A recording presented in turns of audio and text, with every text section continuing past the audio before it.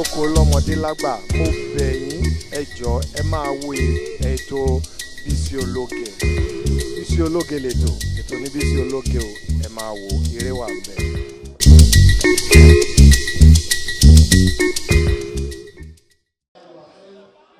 Bismillahirrahmanirrahim. To adúpẹ́ fọ́lọ́run ọba alihamudulilayi, adúpẹ́ fọ́lọ́run ọba alihamudulilayi, adúpẹ́ fọ́lọ́run ọba alihamudulilayi,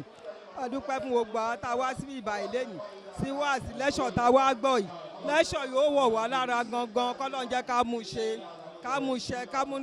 lẹ́ṣọ̀ náà ká mú ṣe. Adúpẹ́ fọ́lọ́run ọba ọlọ́run bíi àmọ́dù sálásálà. Adé fún ìyá tá a wá ṣe ìyá tó ń ṣe ọdún márùn-ún ẹ̀ yìí tó ń ṣe ọdún márùn-ún tó ń ṣàdúrà fún yìí, kọ́lọ́n kó bá wa foríjì wọn, kọ́lọ́n forí gbogbo àwọn òkú wa pátá gbogbo tá a gbà lókù lọ́run, kọ́lọ́n bá wa foríjì wọn lásìkò tá a wà, kọ́lọ́n foríjì àwọn òkú wa. Àwọn tó wá pè wá yìí náà Alhaji Fatayi Orlando Apàṣẹ Agége àti Abiola Abebi ìyàwó ẹ̀, kọ́lọ́n máa gbọ́wọ́ wọn sókè, kọ́lọ́n ó dọ́mọ wọn sí, kọ́lọ́run ó dààmú wa náà sí káwa náà ṣoore kálálùbárí káríká tí kárọ̀ náà gbégbà gbogbo wa sí tá a ṣe yìí ó máa wà wá náà káwa náà ṣe ńlá kọ́lọ́run darí àìsíkì fún wa àgbéga ọ̀la tá a máa fi ṣe àṣeyọrí lágbára Ọlọ́run kéré báyìí náà tá a máa fi ṣe ká máa ṣe ní báyìí àwọn òkú wa náà kọ́lọ́run bá foríjì wọn káwa náà ní ti àwọn tòkú wa náà kọ́lọ́run bá foríjì gbogbo ọ̀nùgbà tá a gbà lókun lọ́run pátápátá kọ́lọ́run bá foríjì wọn àwọn òkú wa lọ́la wàláwùlá wàláàkúátà ìlàbìlàlẹ̀ àti àwa tá a wá lọ́dún náà ní ká tún wá lọ́dún tó ń bọ̀ ká wá lékún lówó ká lékún lọ́mọ ká lékún lálàáfíà ara àránṣẹ́ àìsíkì ẹ̀mí gúngùn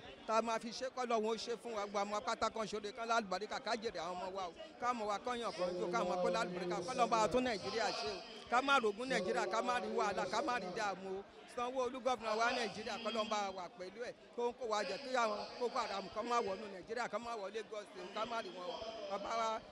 Bọ́lá Ahmed Tinubu kọ́lọ́n bá kó fún iṣẹ́ kó ṣàṣeyọrí ọdún tó pọ̀ náà kó tún wọlé lágbára Olúwa bá o ká tún jọ ṣe lágbára Ọlọ́run lọ́dún tó ń bọ̀ lọ́la wà lọ́la wà láàkúátà ìlàbìlàlẹ̀ àti láṣọ̀pọ̀ ọdún láyò bísímìláì alhamdulillahi bi arrahmanir rahim maliki yawmiddin iyyaka na'budu wa iyyaka nasta'in ihdinas siratal mustaqim siratal ladzina an'amta alaihim ghayril maghdubi alaihim waladdallin amin amin amin subhanaka. Orúkọ mi Alhaja Shifidi Atola Sunbali yọjọ wúlò. Mo bá Alhaja Chief Abebi mo bá dúpẹ́ fọ́lọ́run pẹ̀lú bó ṣe gbẹ̀yìn yẹ tó wá ń ṣerú eléyìí fún màmá Ọlọ́run ọba á jẹ́ kó ọmọ rẹ̀ kó gbẹ̀yìn òun náà kó ṣerú eléyìí fún òun náà torí wípé tẹ́lẹ̀ bá ń ṣàdúrà fún òkú ẹ̀ ìyá bàbá gbogbo ẹbí ẹ̀ gbogbo àwọn tó bí oríire ńlá ni kọ́lọ̀ ń jẹ́ kí kọ́lọ̀ máa mú sàrà bá wọn kó mú fúdà ò bá wọn kọ́ ọmọ rẹ̀ wá gbẹ̀yìn òun náà kó rọ́mọ ṣerú eléyìí fún òun náà torí nǹkan tó dáa ló ṣe fún màmá ẹ̀ nǹkan tó dáa ló ṣe fún àwọn bàbá ẹ̀ Ọlọ́run àforíjì wọn Ọlọ́run á dẹ̀ jẹ́ kọ́ ọmọ rẹ̀ gbẹ̀yìn òun náà àwa náà Ọlọ́run á ṣàánú àwa náà gbogbo ọjọ́ wa dalẹ̀ ọmọ aṣerú eléyìí fáwa náà ọlá yalukran ọlá láwọlá kwata ìlàbílà yalilias. alámàlẹ́kùn ọ̀rá wọ́sílá ọbarakasi mo kí gbogbo mùsùlùmí lọ́kùnrin lóbìnrin ní gbogbo ilẹ̀ Yorùbá àti ní gbogbo ilẹ̀ Nàìjíríà pátápátá wípé a kú ọdún Ramadan ẹ̀mí wa ṣe púpọ̀ ẹ̀ lágbára Ọlọ́run wà ní dùn wá ní ládàá ẹ̀. Mo tún wá fi àsìkò yìí kí Alhaja wa Abiola Abebi àti ọkọ wọn Alhaji Orlando wípé wọ́n kú ọdún èní o wọ́n kú ìnáwó wọ́n kú ìnara wọ́n kú ìgbé ẹ̀sìn súnà ànábì ga o Ọlọ́run á jẹ́ kó bá níbi tó lérè o á dẹ̀ kí gbogbo àwọn àfáà tí wọ́n fi ọ̀rọ̀ Ọlọ́run bọ́ wa o agbádùn wọn gan ni o Ọlọ́run á jẹ́ kí ìmọ̀ wọn kó túbọ̀ máa pọ̀ sí o. Mo wá kí gbogbo jọ̀mọ́ pátápátá wípé àwa tá wá lọ́dún yìí náà láti máa wá ní ọdún tó ń bọ̀ lágbára Ọlọ́run aburú kò ní ṣẹlẹ̀ sẹ́nì kọ̀ọ̀kan wa o ọlá yìí Muhammad Rasulullah wájú Ọlọ́run ọlá la hawla wala quwwata illa billahi asim. Orúkọ tèmi ni Alhaja Fatima Hamzat Ọmọlára aya olówó tí orúkọ iléeṣẹ́ mi ń jẹ́ Fatix Fabric ní ìlú Òṣòdì àti Ìbàdàn. Ẹ ṣé o. Orúkọ mi ni Alhaja Chief Sherifat Àríkẹ́ Olúgbòde. A wà níbi 5 years ìyá wa Mọ̀díàt Táíwò Adéọ̀ṣun àwa ń bí 5 years wọn lénìí ìyá wa ti pẹ̀yìndà 5 years lénìí adúpẹ́ lọ́dọ̀ ọlọ́run bá wa foríjì wọn bá wa pàṣẹ wọn rẹ́ bá wa tẹ́ wọn sáfẹ́fẹ́ rẹ̀ iwájú tó kọjú sí ọlọ́run yóò dá ẹ̀yìn tó fi sílẹ̀ náà ló ń dùn yìí ọlọ́run jẹ́ ó máa dùn ní má jẹ́ ó kan ọlọ́run ṣàánú wa o àwa tá a wá 5 years lọ́dún yìí náà ní ká tó wá bá wọn ṣe 6 years lọ́dún tó ń bọ̀ pẹ̀lú ògo ọlọ́run kí nǹkan kan má ṣe mí náà kí nǹkan kan má ṣe àwọn ọmọ mi ọlá iná àta iná bisimilayi ramoni rọyìn iná àtẹ iná kálíkà ọ̀sára pasali li rọ̀bíkà wálé iná ṣáàlì àkà owó àdàpútà. Salut à notre carrière. Adúpẹ́ fọlọ́run fún remembrance alájà màmá Abíọ́lá Abebi tó ń ṣe ìrántí màmá wọn lénìí mo bá wọn dúpẹ́ fọlọ́run gbogbo nǹkan mèremère tí Bẹ́lá náà introduce lénìí lórí torí ti màmẹ́ gbogbo tó ti mówó náà àlékún Ọlọ́run bá mi ṣe fún àlékún Ọlọ́run bá mi ṣe fún àlékún Ọlọ́run bá mi ṣe fún ọmọ rẹ tó gbẹ̀yìn ìyá wa náà Ọlọ́run bá foríjì wọn bá fọ̀run kẹ́ wọn bá pàṣẹ wọn rẹ́ bá mójúkó sábà bí wọn iwájú kọjú sí olùwàjò dá fún wọn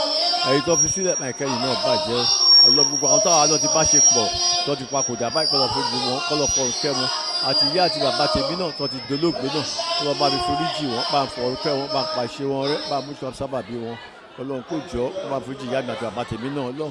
ló dùn máa pé káwọn ọmọ lè ṣe dáadáa báyìí fáwa náà táwa náà bá tó àgbà tábà dàgbà tábà papòdà báyìí Ọlọ́run bá ṣe dáadáa bẹ́ẹ̀ fáwa náà mo fi Bíọ́lá Abebi yìí náà mo fi tọrọ kọ́lọ́n jẹ́ kọ́mọ rí bẹ̀rẹ̀ mi náà lọ́ba mi foríjì rẹ̀ gbogbo ibi táwọn ọmọ mi wà l'Amẹ́ríkà náà kọ́lọ́n bá mi wà pẹ̀lú wọn àtàwọn ọmọ mi náà tọ́wà lọ́hùn-ún náà ìdùnnú ayọ̀ kọ́lọ́n wọn máa jẹ́ o kọ́lọ́n kó wájú ṣẹṣẹ fún mi kọ́lọ́n wọlá gbogbo ìtọ́ké níbi bàtà wọn àfà tó ṣe ní mèremère mi báyìí wọ́n wú mi lórí gan ni gbogbo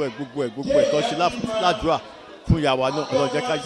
àdúrà náà kó máa bá kájà àdúrà náà máa bọ́ pọ̀ ọ̀run náà agbára Ọlọ́run àtàwọn tèmi náà níbi àti bàbá àfojú afọ̀rùkẹ́ wọn Ọlọ́run bisimilayi rahman rahim olúwa aláwọ hàdù aláwọ sábà lámẹdù alámúyọládì ọlámúlẹkùnláwọ wàdàhàdù bisimilayi rahman rahim olúwa aláwọ hàdù aláwọ sábà lámẹdù alámúyọládì ọlámúlẹkùnláwọ wàdàhàdù bisimilayi rahman rahim olúwa aláwọ hàdù aláwọ sábà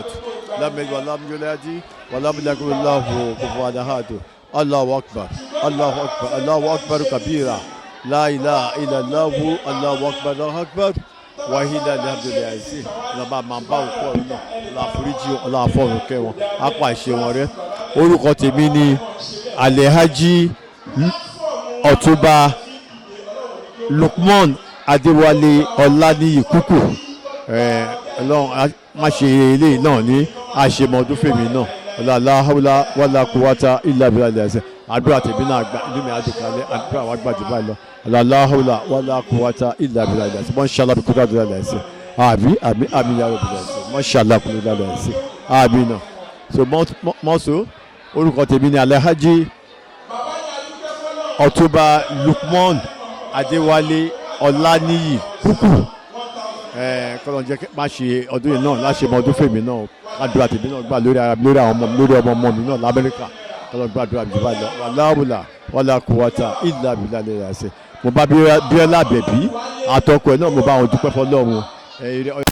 adúpẹ́ fún àṣẹ sàlámù alẹ́kùn warahmatulahi wabarakatuh orúkọ mi ni alájà Mọ́dúpẹ́ọlá Ṣakira adúpẹ́ fún àṣeyọrí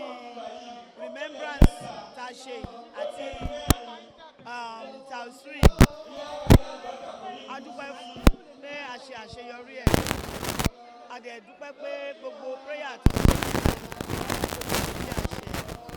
gbogbo lecture tí a gbọ́ nípa yìí wọ́n jẹ́ kí a lè fi ṣe ìwà ẹ̀kọ́ náà kó sọ gbogbo adélé láyọ̀ àtàbà níyà gbogbo àwa táwa sí lọ́dún tó máa jẹ́ ká lè wá lọ́dún tó ń bọ̀ lágbára ọ̀nà kó sọ gbogbo adélé láyọ̀ àtàbà lábúrò àwa kó gbà kẹ́yìn màmá tó dáa iwájú tó kọjú sí kó dáa kẹ́yìn wọn náà kó dẹ̀ dáa kí kọ̀ọ̀kan má ṣe gbogbo àwọn ọmọ wọn túbọ̀ káwọn ọmọ wọn kọ́ túbọ̀ pẹ̀lú ọmọ wọn pèsè fún wọn.